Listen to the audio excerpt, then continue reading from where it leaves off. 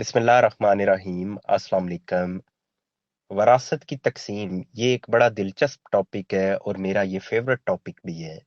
तो इसलिए अक्सर इसके हवाले से जब कॉम्प्लिकेटेड क्वेश्चंस आते हैं तो उन्हें व्हाट्सएप पे रिस्पॉन्ड करने के साथ साथ बाज़ औक़ात मैं यहाँ भी शेयर कर देता हूँ ताकि दीगर लोगों को भी उससे कुछ फ़ायदा हो सके।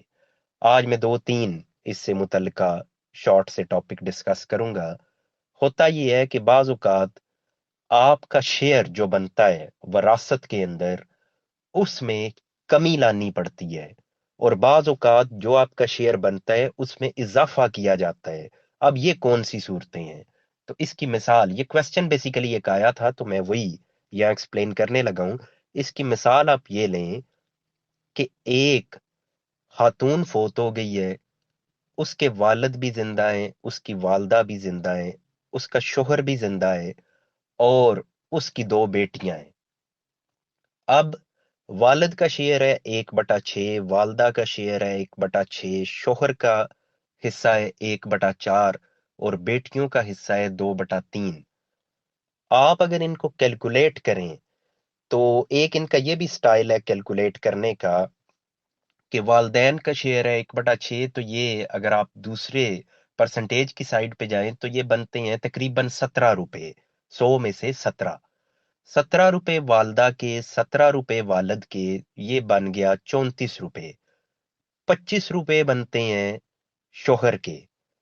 अब 34 और 25 ये आपका बन गया 39, 49, 59। 59 ये टोटल बन गया। जो बेटियां दो होती हैं उनका शेयर बनता है 67%। अब 59, अब आप उसमें 67 ऐड करें तो ये आपका बन जाएगा 116। अब आपके पास टोटल था 100 रुपया। 100 में से आपने तकसीम करनी थी लेकिन आपका टोटल बन क्या गया है 116। 100 में से 116 रुपए आपने देने हैं। अब ये तो मुमकिन नहीं हो सकता कि 100 में से 116 दिए जाएं। तो अब इसमें कानून ये है कि इसमें आप कमी लेके आएंगे। हर एक का शेयर आप कम करेंगे। जो बड़ा शेयरर है उसकी कमी ज्यादा आएगी, जो छोटा शेयरर है उसकी कमी कम की जाएगी। ये इसमें भी हजरत उमर रजी अल्लाह ताला अन्हो उनके दौर में पहली बार ये मामला सामने आया कि इस तरीके से अगर ये हिस्से बढ़ जाएं तो फिर क्या किया जाएगा। तो फिर मुतफिका तौर पे, यानी जब वो जो भी उनकी काबीना थी क्लोज, उसमें ये डिस्कस हो के तो फिर ये बात तय हुई कि इस तरीके से इसमें कमी लाई जाएगी और फिर तब से यही रूल इसी तरीके से चलता आ रहा है। अब एक तो हो गया ये सिनारियो कि आपका टोटल शेयर बढ़ गया है तो फिर आप हर एक के हिस्से में कमी लेके आएंगे। एक दूसरी सूरत है। दूसरी सूरत ये है कि एक शख्स यानी फोत हो गया है, अब उसकी दो बेटियां हैं और एक उसकी बीवी है। अब बाकी कोई उसके करीब के रिलेटिव नहीं है। अब बेटियों का शेयर बनता है 2/3, बीवी का शेयर बनता है 1/8। यानी बीवी को मिले 12.5 रुपए, बेटियों को मिल गए 67 रुपए। ये अब टोटल जब इनको ऐड करेंगे तो ये आपके तकरीबन 80 रुपए बन गए। अब आपके पास 20 रुपए बच गए हैं। अब ये आपने किसी को देने हैं। अब इसमें अगर ये उस सिनारियो में है कि अगर दीगर कोई भी नहीं है करीब का, तो ऐसी सूरत में फिर हिस्से बढ़ा दिए जाते हैं। अब आपने हिस्से इंक्रीज करने हैं। हिस्से लेकिन जब आप इंक्रीज करने लगते हैं तो उस वक्त एक असूल है इसमें, और वो ये कि आप जो स्पाउस है यानी जो बीवी है, आप उसका हिस्सा नहीं बढ़ाएंगे, सिर्फ आप बढ़ाएंगे तो बेटियों का हिस्सा बढ़ाएंगे। इसी तरीके से अगर शोहर मौजूद हो, यानी फोत होने वाली खातून है और शोहर मौजूद है और यही सूरत हाल बन जाती है, तो तब भी आप शोहर का हिस्सा नहीं बढ़ाएंगे लेकिन वो बेटी का बढ़ा देंगे। जो पहले सिनारियो बयान किया जिसमें आपने कमी करनी थी, जब आपने कमी करनी है तो वो आपने हर एक के शेयर में से कमी करनी है। लेकिन जब ये इजाफे वाली सूरत हाल आएगी तो फिर बाकियों के तो शेयर आप बढ़ा सकते हैं लेकिन शोहर या बीवी जिन्हें स्पाउस कहते हैं उनका शेयर आप नहीं बढ़ाएंगे। تو یہ دو تھے اس سے متعلقہ وراثت کے.